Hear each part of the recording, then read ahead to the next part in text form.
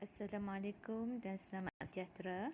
Okey, di sini cikgu ingin terangkan secara ringkas tentang tugasan RBT tahun 4.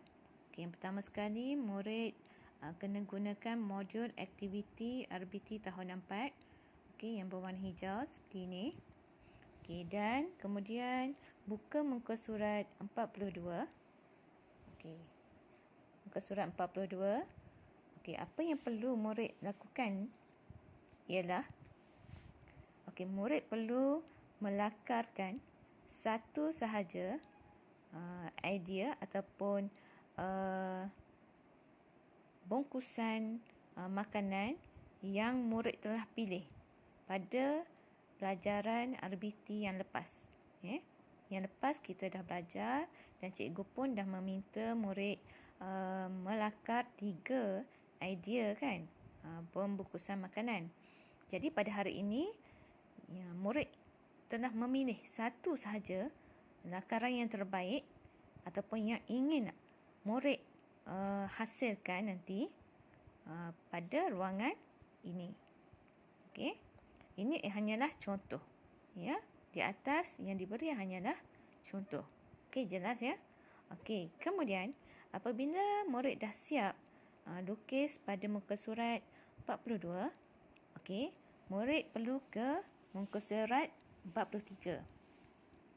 Okey, lukisan yang sama dari muka surat 42, murid perlu lukis semula pada muka surat 43 pada ruangan ini.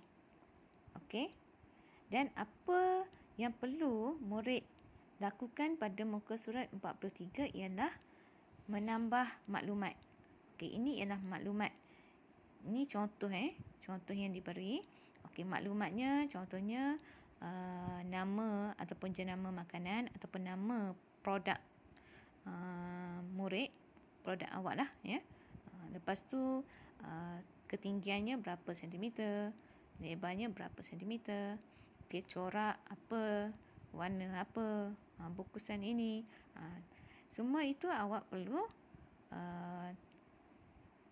terangkan ataupun tuliskan pada ruangan ini beserta dengan lukisan awak lah, beserta dengan lakaran pembungkusan makanan.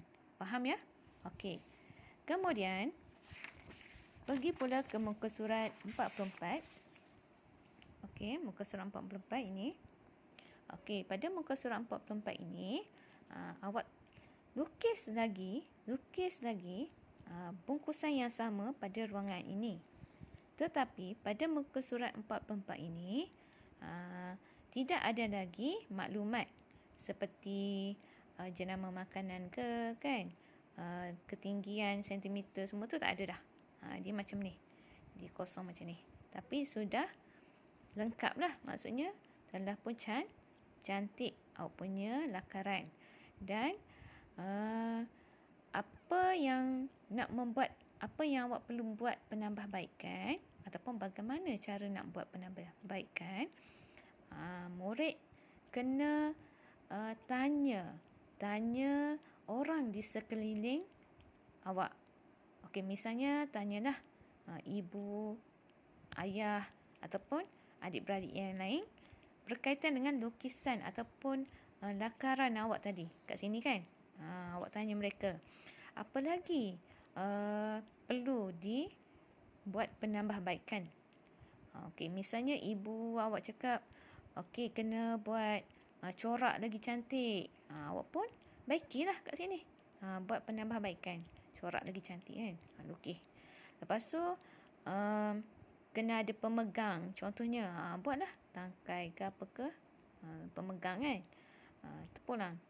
Okey, apabila dah buat penambahbaikan di sini, okey, pergi pula ke muka surat 45. Okey, pada muka surat 45 ini murid-murid perlu mengira kos yang awak hasilkan tadi.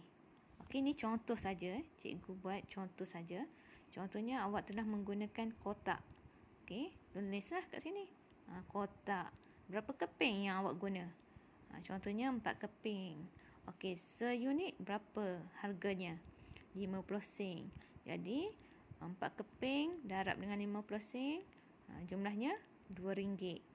Okey, seterusnya benang. Okey, 1 meter, berapa ringgit seunit? RM1 dan RM1. Tali, gam dan seumpamanya lah. Okey, dan bawah ini kamu perlu jumlahkan. Okey, kemudian alatan. Kos alatan ni, alat apa yang awak guna untuk menyiapkan awak punya bungkusan makanan tadi? Contohnya gunting ke pembaris, pisau, penumbuk lubang, dan buat pengiraan kat sini. Okey. Kos pengiraan kos ini hanyalah anggaran saja. Jumlah dia ataupun harganya adalah anggaran saja. Okey. Dan cikgu harap murid-murid dapat menyiapkan tugasan ini secepat mungkin dan mohon tugasan yang telah siap WhatsApp kepada cikgu untuk cikgu membuat semakan sama ada betul ataupun tidak hasil kerja awak. Jadi jika tidak faham ataupun kurang faham, boleh PM cikgu, tidak ada masalah. Okey. Sekian, terima kasih.